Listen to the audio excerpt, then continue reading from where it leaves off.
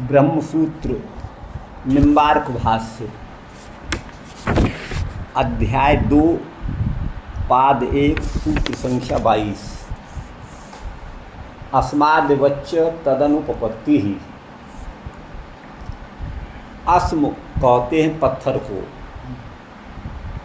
और आदि पद से जितने भी पार्थिव विकार हैं, चाहे वो वज्र हो, चाहे पद्मराग हो, चाहे मूंगा हो, मोती हो, ये भू माने पृथ्वी के विकार माने जाते हैं। तो ये भू विकार, भूमि के विकार, अस्म आदि पत्थर आदि जो होते हैं, वो वस्तुतः पृथ्वी से अभिन्न होते हुए भी भिन्न ही होते हैं।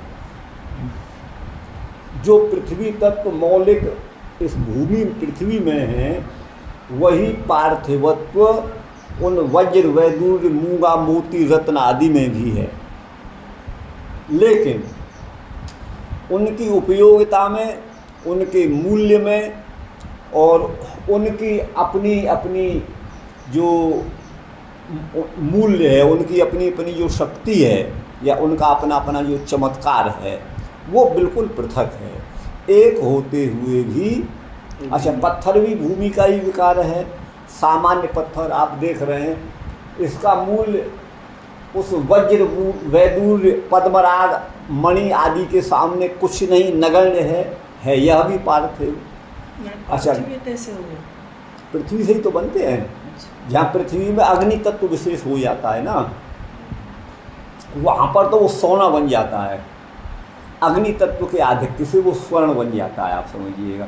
स्वर्ण को न्याय दर्शन में आग्नेय माना है, आप समझिएगा।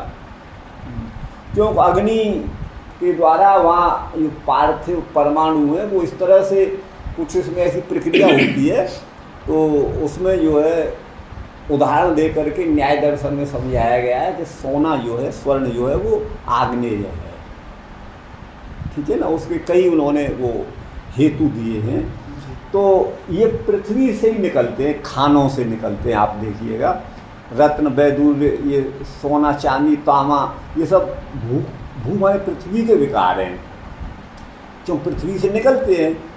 लेकिन इनके मूल्य में और इनकी उपयोगिता में तारतम्य है, भेद है। वैसे ही जीव ब्रह्म से अभिन्न होते हुए भी स्वरूप से भिन्न ही है। ठीक है ना।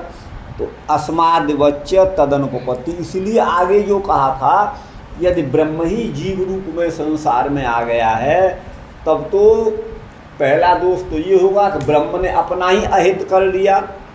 जब ब्रह्म जो है जीव बन के संसार में आया, ब्रह्म ने ही संसार को बनाया, जीव रूप से संसार में ब्रह्म प्रविष्ट हो गया, तो अपना ही अहित कर दिया ब्रह्म ने।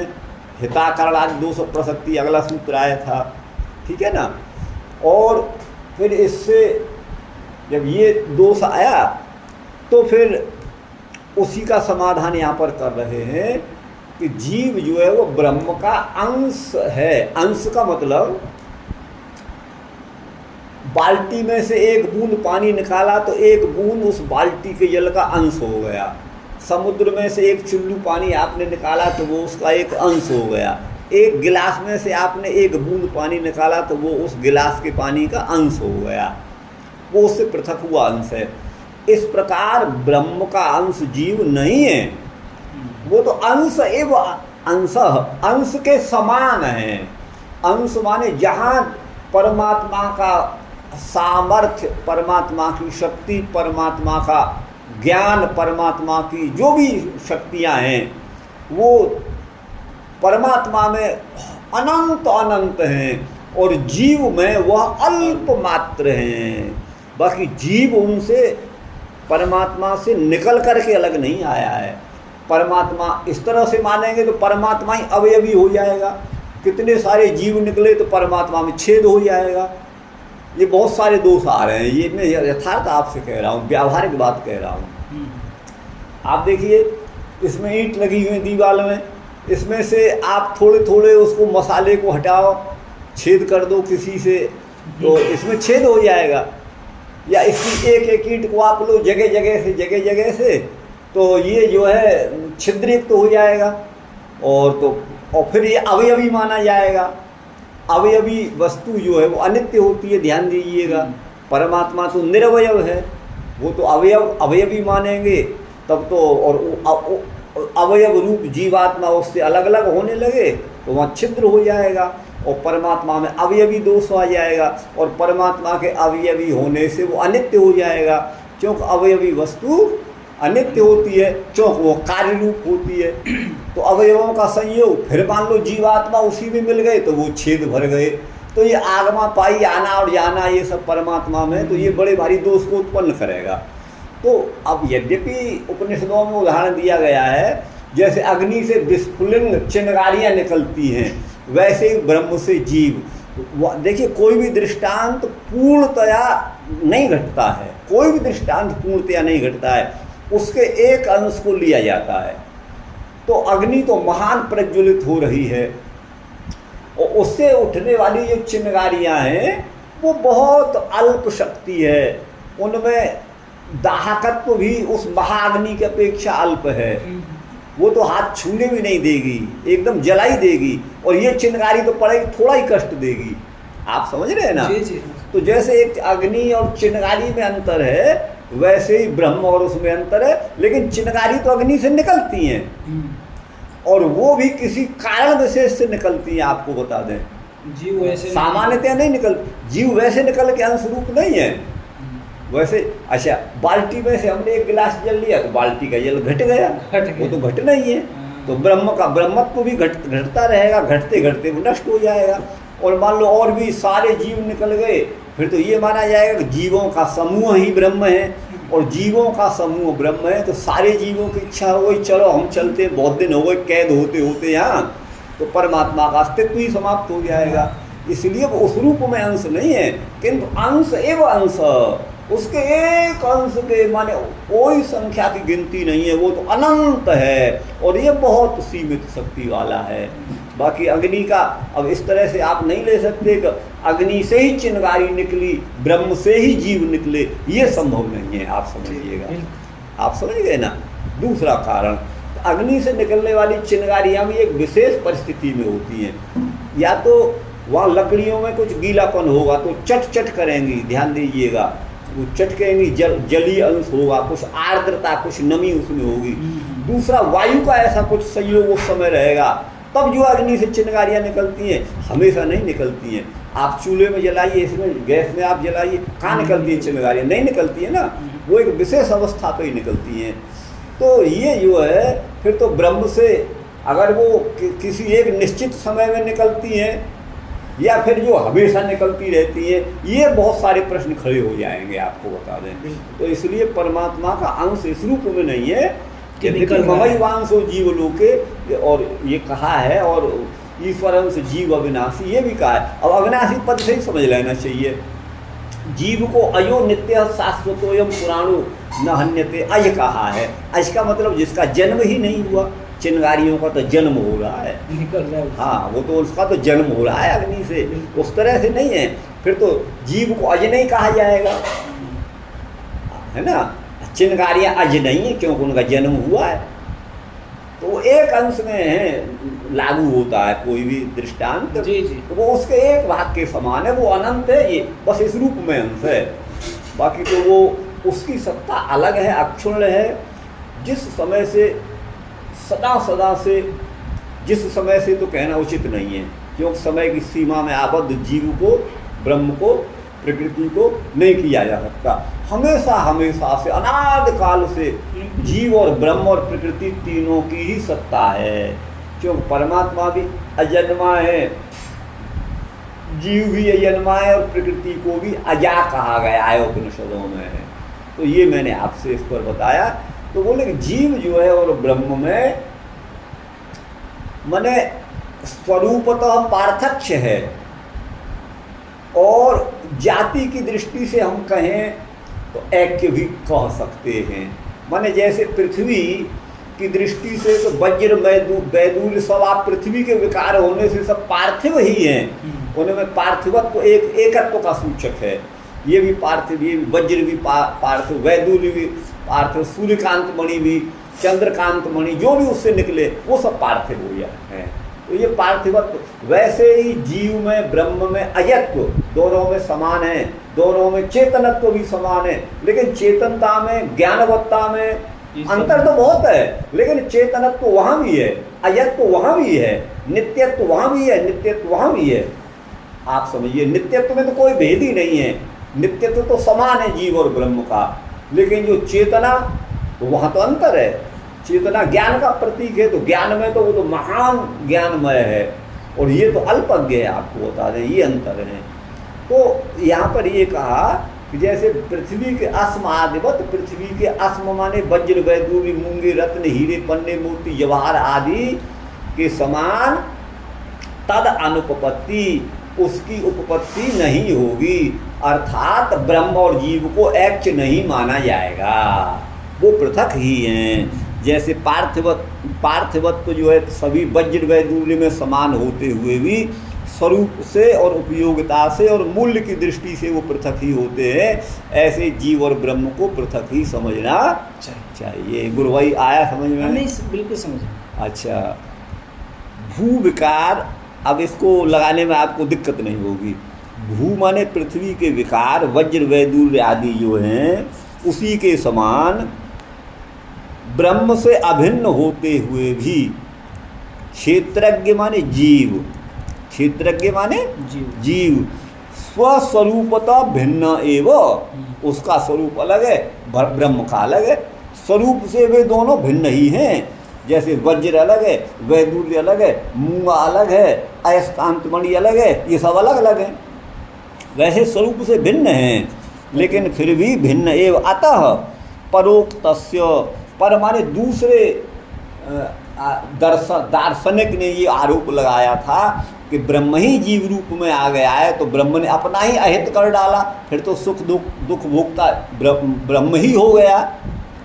तो ये कथन जो है वो उपपन्न नहीं होता, अर्थात वो स्वरूप से भिन्न ही हैं। कर्ता और भोक्ता तो जीव में ही है। कर्तृत्व कितना अच्छा मतलब दिख रहा है कि ये ब्रह्म और जीव में भेद है। हाँ, फिर भी कैसे कल इसी पे चर्चा हुई थी हमारी 1.5-2 घंटे, कैसे कर लेते हैं अद्वैत? कल 1.5-2 घंटे इसी पे चर्चा हमारी हुई थी, इस सूत्र पे तो नहीं, लेकिन पूरा उसी पे चर्चा हुई थी। एक चीज़ और में 2 प्रश्न और, तो ये वही है, परोक्तस्य, दूसरे के द्वारा लगाया गया जो आरोप ब्रह्म ही जीव बन करके आया है तो ब्रह्म ही भोक्ता होगा, ये दोष नहीं रहता। परोक्त की अनुपपत्ति माने दूसरे के द्वारा कहे गई बात की सिद्धि नहीं होती है, उपपत्ति सिद्धि, अनुपपत्ति असिद्धि। ये 2 प्रश्न है मेरा, उसको भी थोड़ा बता दीजिए। एक तो जैसे मान लीजिए जीव भी अनंत है और ब्रह्म तो अनंत, माने एक ही है, अनंत है। तो जब मुक्ति होती है जीव की, इस प्रश्न को पहले भी आप बताए थे, लेकिन मैं थोड़ा भूल गया। बताइए। जब जीव की मुक्ति होती है तो क्या मुक्त होने के बाद भी उसका अस्तित्व रहता है? ये एक तो है कि धाम इत्यादि में चला गया, और एक होता है कि ब्रह्म में कोई कहता है ज्योति रूप होकर के मिल जाता है, या जो सारूप्य हो या सायुज जो हो, अगर उसकी मुक्ति हो जाए तो फिर क्या उसका अस्तित्व खत्म हो जाता है या नहीं, उसका अस्तित्व बना रहता है। ये आगे 4th अध्याय में आएगा। मुक्त जीव का अस्तित्व अपना अलग बना रहता है, और मुक्त जीव परमात्मा के सानिध्य में रहता है। जीव और ब्रह्म के बीच में संस्कृति काल में, संसार की बेला में जो प्रकृति की दीवार थी जीव ब्रह्म के बीच में, वो हट जाती है, तो परमात्मा का सानिध्य उसको मिल जाता है, प्रकृति से उसका संपर्क उच्छिन्न हो जाता है जीवात्मा का, और वो परमात्मा के आनंद में ही आनंद निमग्न रहता है।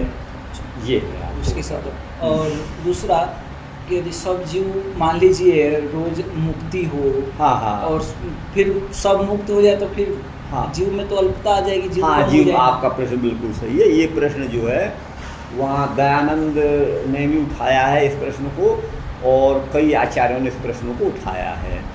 तो अब इस प्रश्न का उत्तर दूंगा तो फिर ये थोड़ा लंबा हो जाएगा, आप इसे पढ़ लें, या फिर मैं संक्षेप में आपको दे रहा हूँ। देखिए, जीव अनंत हैं, और जो मुक्त जीव है वह भी ईश्वर की आज्ञा से निम्बार्काचार्य के रूप में, शंकराचार्य के रूप में, आचार्य के रूप में, लोक संग्रह के लिए परशुराम के रूप में जो अंशावतार हैं, इन सब के रूप में उनको धराधाम पर आना पड़ता है भगवद आज्ञा से, लोक संग्रह, लोक शिक्षा के लिए। तो फिर उसके उच्छिन्न होने का प्रश्न नहीं होता है। पहली बात आप समझ लीजिए। दूसरी बात यह है कि ये विषय बड़ा आपका गंभीर है, और गंभीर इसलिए है कि मुक्ति को यदि अनित्य माना जाए या नित्य माना जाए, अगर मुक्ति अनित्य है तब तो एक निश्चित सीमा के अनंतर जीव को पुनः संसार में आना ही पड़ेगा। लेकिन वेद आदि शास्त्र कहते हैं कि यद गत्वा न निवर्तन्ते तद्धाम परमम मम, वहाँ जाकर के लौटना नहीं होता। तो बोले वो इसलिए कह दिया गया है कि वो बड़ी दीर्घ काल की कल्पांतरों की अवधि रहती है, इसलिए उस लंबे समय को लेकर के कह दिया कि वो लौटता नहीं है। ये ऐसा लोग उत्तर देते हैं। अब यहाँ पर प्रश्न ये होता है, क्या मुक्ति क्रिया साध्य है या क्रिया साध्य नहीं है? यदि मुक्ति क्रिया साध्य है, ध्यान दीजिएगा, तो क्रिया साध्य वस्तु कार्य रूप होने से अनित्य हो जाएगी, क्योंकि घट जो है वो क्रिया से निष्पन्न होता है, इसलिए अब देखा जाता है कि वो अनित्य है। ऐसे ही मुक्ति को क्रिया साध्य मानेंगे तब तो वो अनित्य ही है, माने एक निश्चित काल के अंदर हमें आना पड़ेगा। लेकिन उसको फिर यदगत्वा न निवर्तन्ते, इन वाक्यों का क्या होगा, ये प्रश्न है। इसका उत्तर वो लोग देते हैं, लंबी अवधि तक जीवात्मा का परमात्मा से सान्निध्य रहता है, वो मुक्त रहता है, और पुनः ईश्वरीय प्रेरणा से संसार में लोक संग्रह के लिए वो आते हैं। तो इसलिए संसार की परंपरा का उच्छेद होने का प्रश्न नहीं है। अब यहाँ पर दयानंद का ये तर्क होता है कि क्रिया साध्य होने से मुक्ति अनित्य है, इसलिए प्रत्येक मुक्त जीव को संसार में आना ही पड़ता है। क्योंकि मुक्ति क्रिया साध्य है, क्योंकि जप तप नियम व्रत आराधना परमात्मा ये जो क्रिया होती है, तो क्रिया साध्य वस्तु अनित्य होती है, इसीलिए जो है वो मुक्ति जो है अनित्य है, संसार में आना ही पड़ता है। अब इसका उत्तर क्या दिया जाए दूसरा? आपको बात तो उनकी सही है, क्रिया साध्य वस्तु अनित्य होती है, लेकिन इसका उत्तर भी है। इसका उत्तर क्या है कि क्रिया साध्य वस्तु सभी अनित्य नहीं होती, नित्य भी देखी जाती हैं। जैसे उदाहरण के लिए प्रध्वंसा भाव है, घट यहाँ रखा हुआ है, मुद्गर का प्रहार किया, इष्ट का प्रहार किया, घट नष्ट हो गया। अब वो जो घट का अभाव हुआ है वो क्या है, क्रिया साध्य है, लेकिन वह अभाव नित्य है। क्रिया साध्य होते हुए भी अब वह घट कभी भी नहीं बन सकता है, हमेशा हमेशा के लिए उसका अभाव हो गया। अगर कोई बनेगा तो दूसरा ही घट आवेगा, वो घट नहीं आएगा, आप समझिए। तो ऐसे ही ये जो है, यद्यपि घट का प्रध्वंस होने पर जो अभाव होता है वो प्रध्वंसाभाव है, वो क्रिया साध्य है प्रध्वंसाभाव, तो भी वह अभाव नित्य ही है। ऐसे ही जीव का जो मुक्ति, जीव जो है ज्ञान के द्वारा अपनी जो है माया की हानि करता है, माया से अलग जाता है, मायातीत होता है, यूँ कहिए माया का प्रध्वंस करता है, तो फिर वो जो है दोबारा उसमें नहीं आता है। माने आप मुक्ति की परिभाषा के लिए क्या करेंगे कि मुक्ति जो है वो मतलब भले क्रिया साध्य है, लेकिन फिर भी वह नित्य है, क्योंकि प्रध्वंसा भाव क्रिया साध्य होने पर भी नित्य है। इसलिए यद्गत्वा न निवर्तन्ते जो उक्ति है वो स्पष्ट जो है इसी अर्थ का समर्थन करती है। अब इसमें भी बहुत सारे प्रश्न उपस्थित हो सकते हैं। अजी अब बोल दिए कि प्रध्वंसा वहाँ घट को तोड़ दिए तो वो नित्य है, उसका अभाव नित्य है ना, ऐसे ही उस जीव के लिए संसार का अभाव नित्य हो गया। अच्छा, बट तोड़ना क्या है, वो मुक्ति को ही, उसको प्रकृति को तो तोड़ दिया, भगवान को प्राप्त कर लिया। हाँ, भगवान को प्राप्त हो गया। तो भगवान को प्राप्त करना जो जैसे घट का अभाव टूट गया, वो अभाव नित्य है। आप समझिए, तीन ही तो मूल तत्व हैं। भाई प्रकृति का संबंध हट गया तो जीव का ब्रह्म से सान्निध्य हो गया, वही तो मुक्ति और क्या है। मुक्त माने छूट जाना, काय से, प्रकृति के बंधन से, अब घड़ा फूट गया तो घटा आकाश भी मिट गया, वहाँ घटाकाश नहीं है, घट का अस्तित्व ही नहीं है। मान लीजिए अगर सभी जीव ऐसे ही, हाँ, तो वो देखिए ये नहीं हो सकते ना, उन जीवों के भिन्न भिन्न कर्म होते हैं।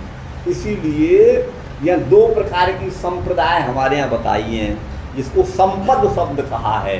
दैवी संपद विमोक्षाय निबंधा या सूरीमता। दैवी संपद तो मुक्ति का हेतु है और आसुरी संपद जो है बंधन का हेतु है। तो जीवों के अनंत जन्मों के संस्कार हैं, ये अनादिकाल से संसार चला रहा है। जीवों की जैसे जैसे उनकी कर्म वासनाएं उनके साथ जुड़ी हुई हैं, वो उनको मुक्त नहीं होने देंगी ना। तो वो मुक्त हो नहीं सकते सारे जीव, आपको बता दें, मुक्त हो ही नहीं सकते, क्योंकि जीवों की श्रेणी है मुक्तम च बद्धम किलबद्ध मुक्तम प्रभेद बाहुल्यम। फिर गणना नहीं कर पाए या गणना करना जानते भी होंगे निम्बारकाचार्य, तो कह दिया अब वहाँ यहाँ समय नहीं है, मैं संक्षिप्त से कह रहा हूँ। जीवों के अनंत भेद हैं, तो सभी जीव ब्रह्म को प्राप्त हो जाएं, ये कदापि संभव नहीं है। क्यों? इस बात को योग दर्शन आदि सभी कहते हैं। तो कर्म वैचित्र्या सृष्टि वैचित्र्यम, कर्म की विचित्रता माने विभिन्नता देखी जाती है लोक में। कोई तो धर्म कार्य में निरत है, कोई अधर्म में ही लगा हुआ है, कोई तमोगुण में ही मूढ़ होके बना हुआ है, पड़ा हुआ है। तो इस कर्म के वैचित्र, क्योंकि सृष्टि त्रिगुणात्मक है और त्रिगुणात्मक प्रकृति जो है वो अपने बंधन में बांध लेती है जीवात्मा को। तो गुण, यहाँ सत्व गुण कार्य करेगा तो वहाँ रजस भी तो अपना कार्य करेगा, तमस भी तो करेगा, तो सभी के मुक्त होने का प्रश्न ही नहीं है। आप समझ गए ना?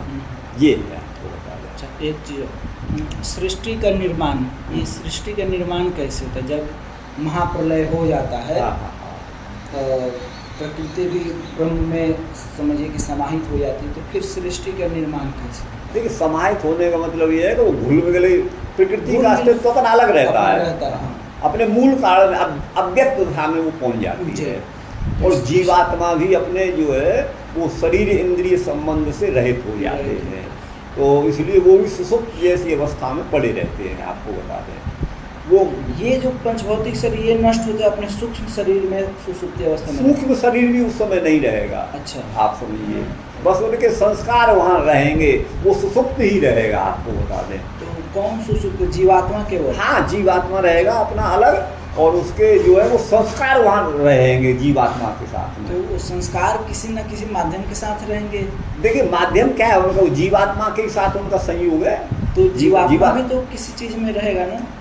जीवात्मा से ही संयुक्त उसके संस्कार रहते हैं। अच्छा। हाँ, जीवात्मा से उसके, देखिए सूक्ष्म शरीर तो 2 ही अवस्थाओं में हटता है, या तो मुक्ति होने पर और या फिर महाप्रलय की अवस्था में। आपको बता दें, तो महाप्रलय में सूक्ष्म शरीर हट जाता है। अब जब सारे कार्य अपने कारण में मिल जाएंगे तो सूक्ष्म शरीर भी तो अपना कार्य है।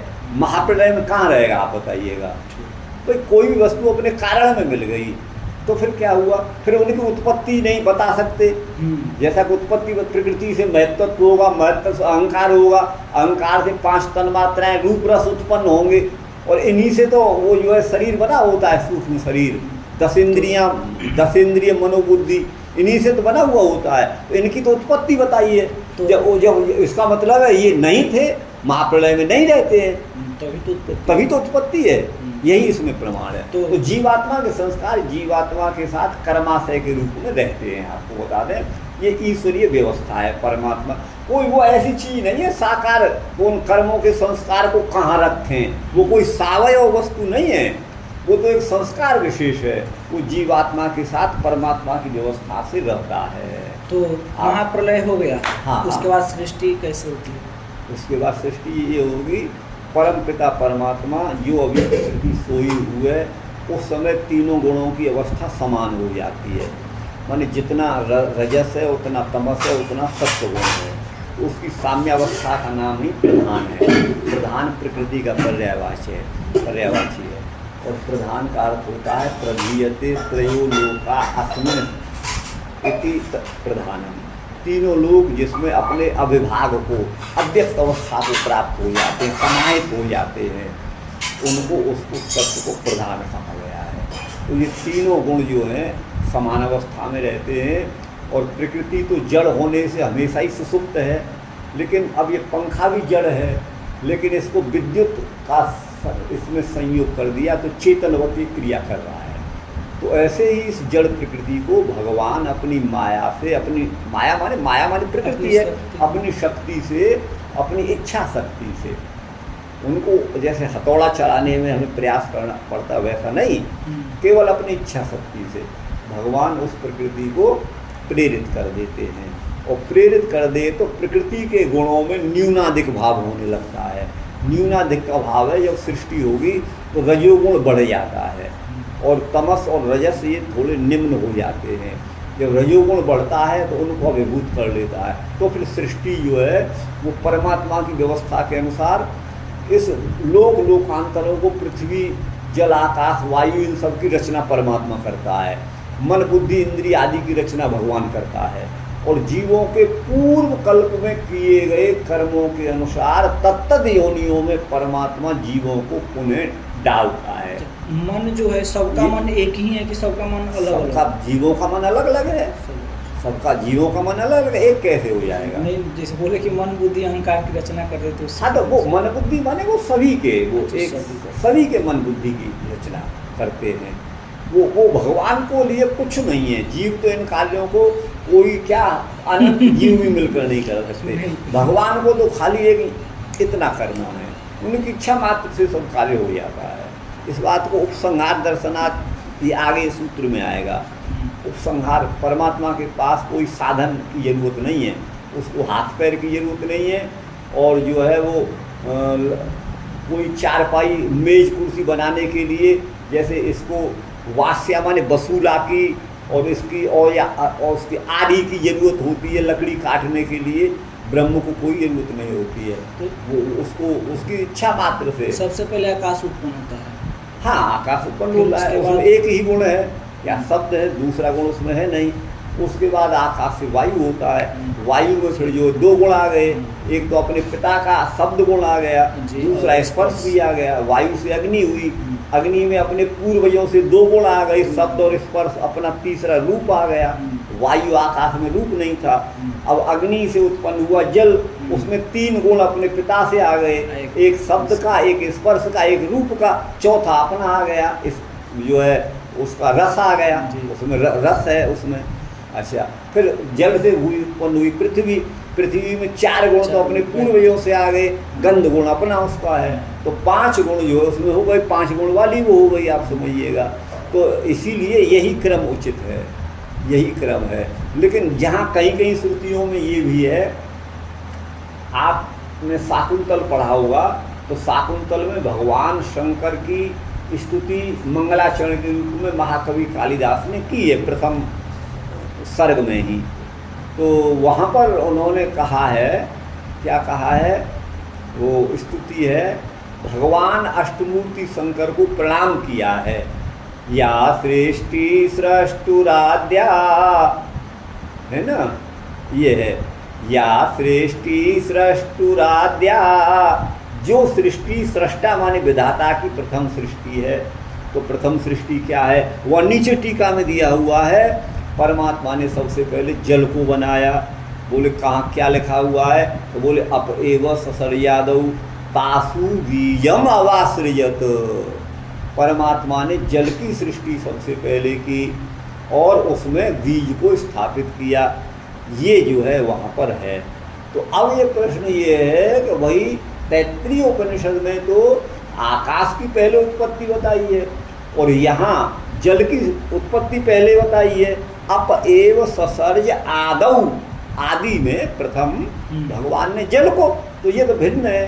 तो इसका समाधान है, यहाँ अप शब्द आकाश का ही वाचक है, आप समझिएगा। अप शब्द आकाश का ही वाचक है और इसको अदिति भी कहा गया है। क्या कहा गया है, अदिति। वो कश्यप की दो पत्नी थी ना, दिति और अदिति, कश्यप की थी ना, दिति से दैत्य हुए, अदिति से आदित्य माने देवता हुए, यही तो है, कुछ हो रहा है। अब वो अदिति का हमारे दिमाग में ये है, कोई एक स्त्री हमारी माँ के समान, हमारी माँ से बहुत सुंदर, डील डोल अच्छा होगा, बुद्धि भी अच्छी होगी, सब कुछ अच्छा होगा। ऐसी एक अदिति नाम की हमारे पूर्वज, हमारी माता की माता की माता की अनंत गुनी बहुत पहले थी, उनसे फिर जो है ये संतान उत्पन्न हुए, देवता इंद्रादि उत्पन्न हुए। ऐसा विचार हम लोगों के दिमाग में बैठा हुआ है, लेकिन वस्तुतः अदिति है क्या? ओम अदितिरंतरिक्षम अदितिर्द्यौ अदितिर्माता स पिता स पुत्र। आपने पढ़ा है मंत्र, सुना है कभी? ये दिलों को ही अदिति है, आप समझिएगा। आप समझ गए ना, ये अंतरिक्ष ये अदिति है, इसको अदिति कहा गया है। और इसी अंतरिक्ष में सूर्य की रचना होती है, सूर्य देवता है, अदिति के पुत्र आदित्य माने देवता है। अदिति के पुत्रों को आदित्य, आपने पढ़ा होगा, दित्य दित्यादित्य पत्युत्तर पदाण्य पाणनीय सूत्र है। तो दिति से पुत्र होने वाले दैत्य, दिति के पुत्र दैत्य, अदिति के पुत्र आदित्य, सूर्य को आदित्य कहा गया है, आप समझिएगा। तो वो इसी में उत्पन्न होता है, भगवान की प्रेरणा से, क्यों करना भी नहीं पड़ा, सूर्य बन गया। ये इसीलिए वो अदिति का पुत्र है। अब हम ये समझ के बैठे हैं कि हमारी माँ की तरह कोई अदिति होगी और ये सब जो है इंद्रादि, वो ऐसा अर्थ नहीं, आप ये अर्थ है इसका, आप समझिएगा। देखिए ज्ञान बहुत बड़ा क्षेत्र है, हम लोग कुछ भी उसमें नहीं जानते हैं। तो मैंने अदिति अभी अंतरिक्ष को बताया, तो ये मैंने जो अदिति की व्याख्या की, ये वैदिक व्याख्या आपको कर रहा हूँ। आप समझते होंगे ये तो कुछ नास्तिक जैसी बात आ गई कि इन्होंने तो, हमारे मन में तो अदिति का संस्कार बैठा था, उससे इस तरह से देवता उत्पन्न हुए, जैसे गाय से बछड़े होते हैं और माँ से के पेट से बच्चा होता है, वो नहीं है, वो उस तरह से आप समझिएगा। हम आपसे एक दिन कहे थे अभी कि जल के परमाणु सृष्टि के निर्माण में माँ की भूमिका को अदा करते हैं और वो संख्या में अनंत होते हैं, इसीलिए जल का वाचक अपशब्द नित्य ही बहुवचनांत है और स्त्रीलिंग है। हमने आपसे एक दिन कहा था, आपको ध्यान होगा तो वो प्रक्रिया है, आपको बता दें। और वहाँ जहाँ जल की सृष्टि बताइए, वहाँ पर अपशब्द का अर्थ आकाश ही है। आप वैदिक निघंटु कोश देखेंगे तो वहाँ हमको मिलेगा। तो ये सृष्टि इस तरह से होती है, आपको बता दें।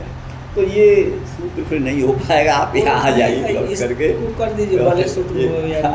हाँ तो ये बस, और इसमें क्या प्रश्न है आपको बताइए, और क्या शंका रह गई? तो फिर मैंने ये पेड़ पौधा लता, हाँ ये तो सुनिए, तो ये सब पहले क्या होता है, तो पृथ्वी जल तेज वायु आकाश ये सब बन गए और जीवों के साथ तत्त कर्मानुसार उनके कर्माशय को, उनके अंतःकरण को संयुक्त भगवान ने कर दिया, सूक्ष्म शरीर का भी निर्माण हो गया। और फिर जो है ये सारी सृष्टि जब बन जाती है ना, इस पर पेड़ पौधे उग जाते हैं, जंगली पशु भी उत्पन्न हो जाते हैं, वायुलोक में रहने वाले पशु भी हो जाते हैं, अग्निलोक में रहने वाले भी पदार्थ और वो जो है जीव प्रकट हो जाते हैं। सब प्रकट होने के बाद में नदियाँ बहने लगती हैं, पर्वत, समुद्र, वन, तालाब, सब ये प्रकृति हरी भरी हो जाती है, पेड़ पौधों से सजी हुई होती है। आप समझ गए ना?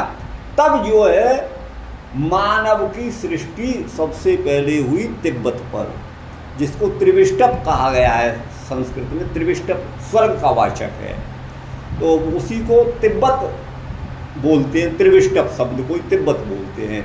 तो सबसे पहले मानवीय सृष्टि जो हुई अमैथुनी सृष्टि थी, जो मनुष्य तो पहले थे नहीं। ध्यान दीजिए, पशु पक्षी गाय भैंस ये सब बन चुके थे, पूरी प्रकृति अस्तित्व में आ गई थी, नदियाँ बहने लगी थी, चिड़ियाँ चहकने लगी थी, पेड़ पौधे फल पुष्प आदि से लद गए थे, मनुष्य के खाने की उपलब्धि सामग्री सब उपस्थित हो गई थी। उस समय परमात्मा ने सबसे पहले मानसिक सृष्टि की, मैथुनी सृष्टि नहीं थी, अपने मन के संकल्प से स्त्री पुरुषों के जोड़ों को उत्पन्न किया। आप समझिएगा, उसके बाद फिर मैथुनी सृष्टि हुई। तो वो जोड़े जो उत्पन्न किए हैं उनसे कौन हुए? स्त्री पुरुष के जोड़े किए ना। तो कौन स्त्री पुरुष? अब उसी को देखिए आप, कोई मनुष्य रूपा इस तरह से बोलते हैं और विभिन्न नामों से उसे देते हैं, वो एक ही जोड़ा नहीं था। परमात्मा ने मानसिक सृष्टि अपने संकल्प से जीवों के उन कर्मों के अनुसार जो उसके लायक थे उनको उस तरह से उत्पन्न किया, आपको बता दें। और फिर उसके बाद फिर मैथुनी सृष्टि प्रारंभ हो गई।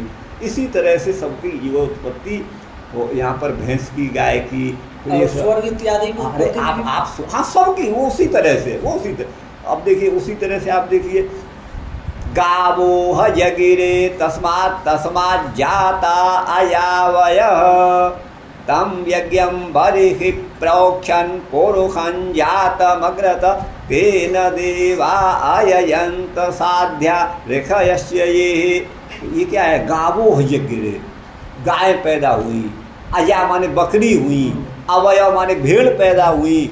उसी परमात्मा के संकल्प से सब सृष्टि हो गई। आपको बता दें वो परमात्मा के संकल्प में, इसलिए वो परमात्मा कैसा है माने विश्वस्य मिषतो वशी, समग्र विश्व को लोक लोकांतरों को वश में करने वाला, अपनी अल्प केवल प्रेरणा मात्र से सारे लोक लोकांतर उसी के नियंत्रण में है। वो परमात्मा महान शक्तिशाली है। इस रूप से जीव बहुत अल्प शक्ति वाला है, इसीलिए उसे अंश कहा है। बाकी उससे निकला हुआ मत समझना, अन्यथा तो जीव के लिए अज कहना। जैसे कोई कहता है कि पहले तो मनु शत्रुपा हुए, हाँ ब्रह्मा जी के मानस, हाँ वो ब्रह्मा जी के मानस को तो नारद आदि का जन्म आता है। अंगुष्ठान नारदो यज्ञ ऐसा आया है ना। अब जैसे अभी आप बोले कि ब्रह्म के द्वारा मानसिक, अब ब्रह्म के द्वारा हुई या ब्रह्मा के द्वारा मानसिक है? देखिए उसमें दो बातें हैं। अब यहाँ पर एक विद्वत पक्ष तो ये मानता है कि स्वर्ग आदि लोक हैं और वहाँ पर भी सजीव इंद्रादि देवता रहते हैं। अर्जुन वहाँ गया था, मेनका से उसका संपर्क हुआ था, क्या क्या आप कथा सुनते होंगे। दूसरे कहते कि नहीं, देवता शरीरधारी नहीं। इसी में आप आगे आएंगे तो वहाँ हमको विस्तार से जितना हम समझते हैं आपको बताएंगे। देवता यहाँ ऋषियों के मतभेद दिए भगवान बादरायण ने इसी वेदांत दर्शन में। तो जो जीव देहधारी मानते हैं उनके अनुसार सृष्टि जो परमात्मा की, जैसे मानवीय सृष्टि होती है पशु पक्षियों की, वैसे उनको भी परमात्मा अपने संकल्प से तत्त कर्मानुसार उत्पन्न करते देवता ये है। हाँ, तो ये सृष्टि माने उसी पर ब्रह्म के निर्देश में ब्रह्मा का रूप बन करके वो जो है सृष्टि करते हैं। ब्रह्मा रूप से सृष्टि करते हैं और शंकर रूप से संहार करते हैं, विष्णु रूप से। वही एक तत्व है, वो अलग अलग नहीं है। अच्छा, अब आप देखिए, आप गोपाल से ये विष्णु से नाम पढ़ेंगे तो शिव भगवान का शिव नाम आया है। और शिव नहीं, जितने भी भगवान के नाम है ना, ओम विश्वम विष्णुर्वशकारो भूत भव्य भद्रो भूतकृत भूत भृदभावो भूतात्मा भूत भावन।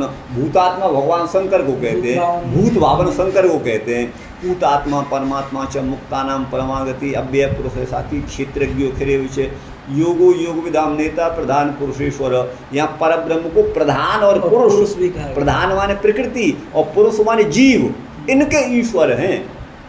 तो तीन तत्व यहाँ हो गए, जीव अलग प्रकृति अलग, प्रधान माने प्रकृति और पुरुष माने जीव, और उनके ईश्वर, दोनों के ईश्वर। प्रधानश्च पुरुषश्च इति प्रधान पुरुषौ तयो ईश्वर इति प्रधान पुरुषेश्वर।